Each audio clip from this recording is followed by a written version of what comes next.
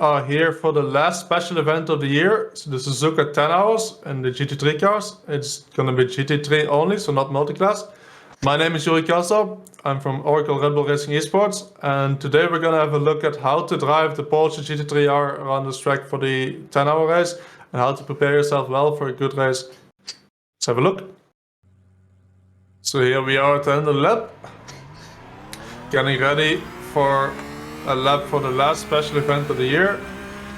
We're in the Porsche and we got the full tank loaded, meaning the car will be a bit lazy. Turning up to the last chicane here. It's getting a normal exit.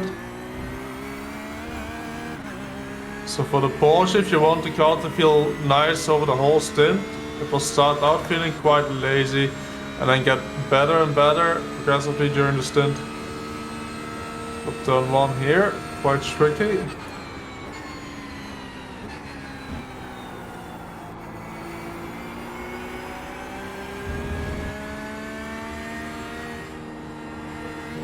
The awesome first sector of Suzuka. Again, try to not sacrifice any corner too much.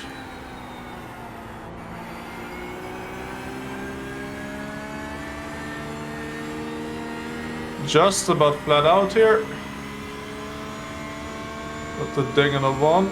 Careful of too much of the inside curb.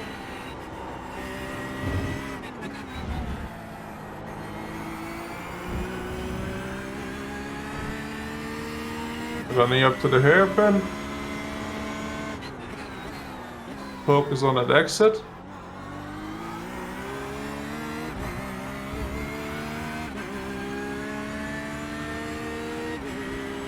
We're gonna be coming up to spoon.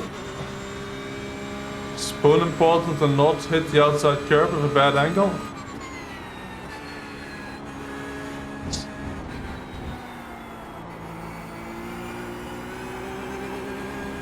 Bit of oversteer there on the exit. What's important to spoon is when you run over the outside curb, to not run along the line of the curb. That will upset the car too much. We're gonna be coming up to the last chicane. Careful to not go in too fast. Go inside. And get a good exit out of it. That's a run around Suzuka for the 10 hours. Let's have a look how that lap looks like from the outside cam. Right, so here we are from the outside cam. And have a look at how a lap looks like. Again, because we're running a long stint, important to not overdrive the car too much, like I did in spoon in this lap. Get to turn 1, and turn 1 is very, very tricky because we cannot brake in a straight line for turn 2. We're gonna have to continuously both turn and brake. And as we've seen before on the Porsche, this car doesn't like combined inputs too much. So what I tried to do here is bring your car all the way over to the left hand side at the white line, and then just before I start braking, I turn. And this has to be while you're still flat.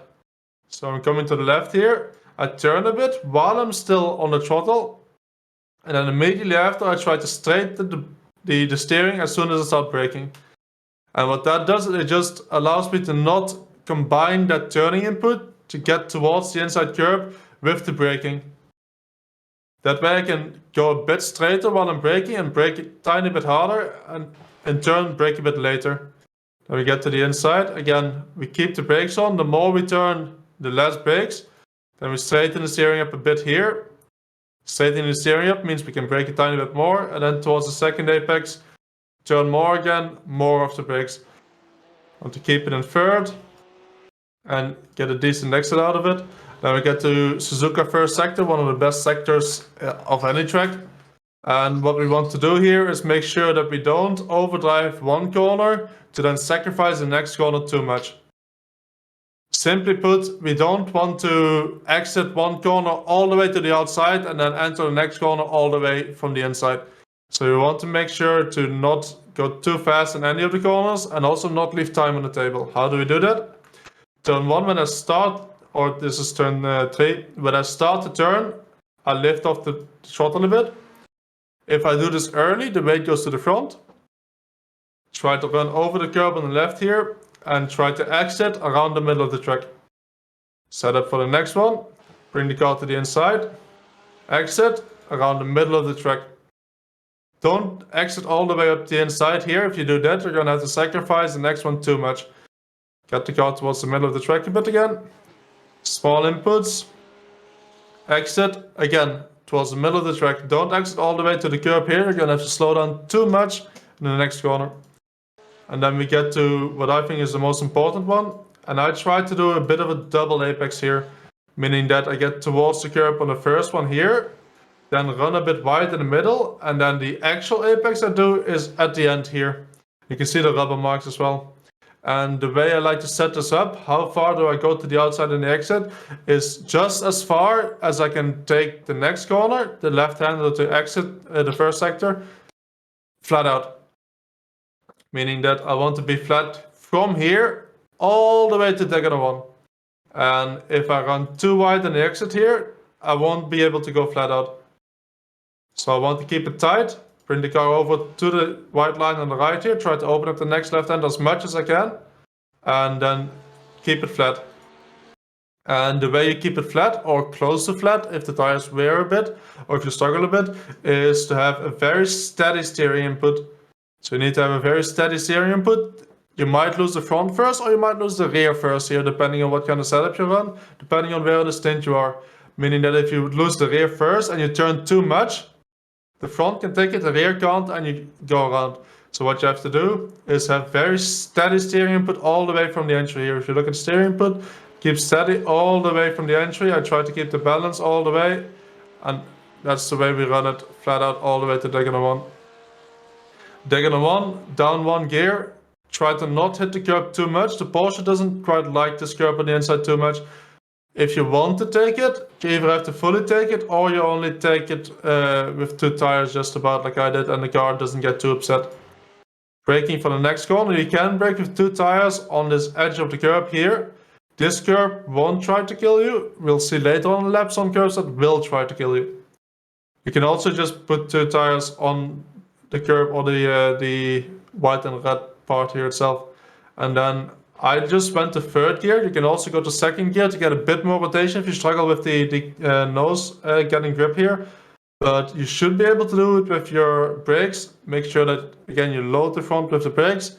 Get the car smoothly towards the entry and try to run all the way in the exit. Again, we can run a bit over the white line in the exit without getting off track.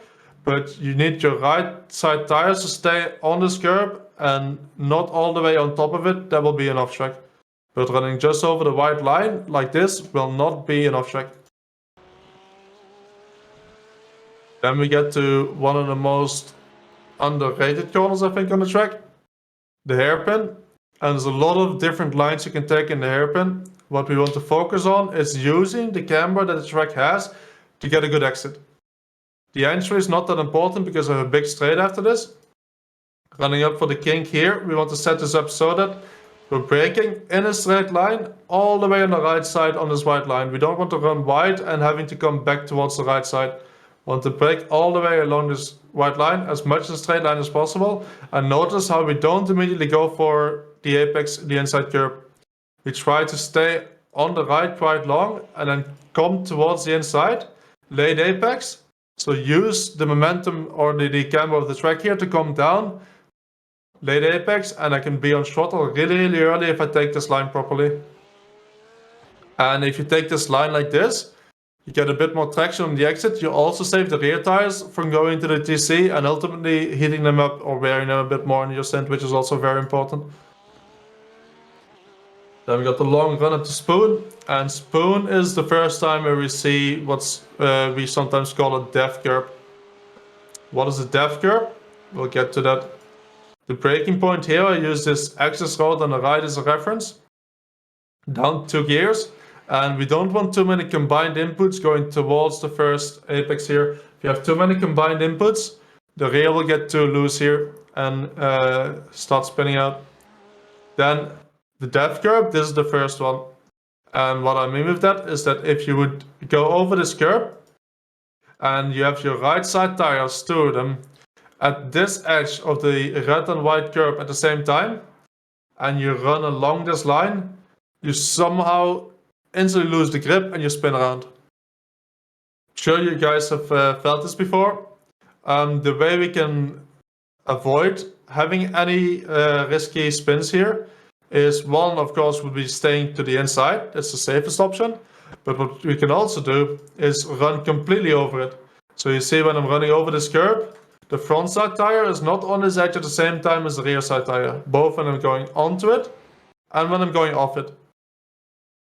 It's not an off track here if you run like this. So again, just like the exit of Taken on 2, if you run a bit over the white line, but as long as you stay on the curb, it doesn't give you an off track yet. And the big advantage of doing this line is that we can really open up the next part of spoon and really set our car for a good exit. So we run all the way from the outside here. Go from the inside cam, show you. We run over the curb like this from the outside and then have quite an angle going back across the curb. And if you do that properly, the car will have no movement at all. It won't ever spin around on you. You don't have to be scared for the car spinning around. Then small inputs, small brake inputs, getting the car towards the apex. And we want the apex quite late here. And then on throttle and on exit as well.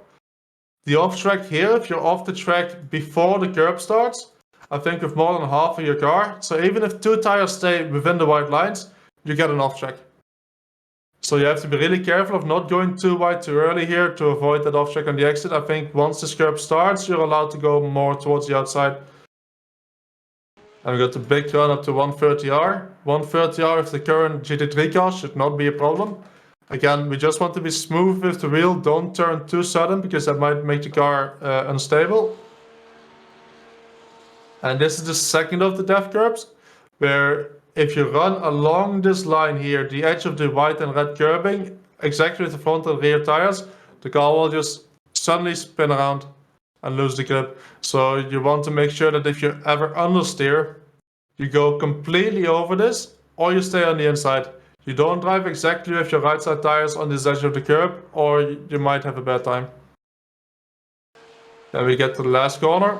Use the 100 marker for the braking marker for the chicane. It's more important for the last chicane to not go into the ABS, to make sure you have a nice entry, than it is to brake 5 meters later. So I'm going to brake here, brake on time. And just like we always do in the Porsche, release the brakes quite early and very slowly start to turn in. You see, very slowly we start to turn in with the wheel. And once I'm really starting to turn a lot, I go not completely, but almost completely off the brakes. Hit the first apex. We don't have to stay too long to the outside here. We can start slowly coming towards the inside.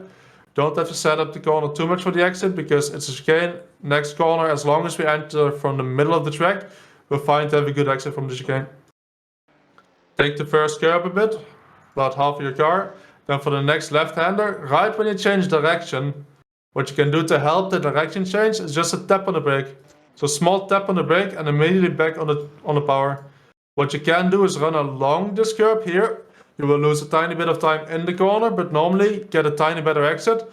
Or you run 2 tires over this green part here, go a bit faster in the corner and sacrifice the exit a tiny bit. I found both lines to work with different cars. With the Porsche I like going over this curb because we have a lot of traction even going over this curb. Get the car to the inside and I run along the curb here. This is another part where if you run exactly along this edge of the curb here, the car can kind of become unstable, but it's not as bad as Spoon or 130R. And then we got to run up to the line and we finish the lap.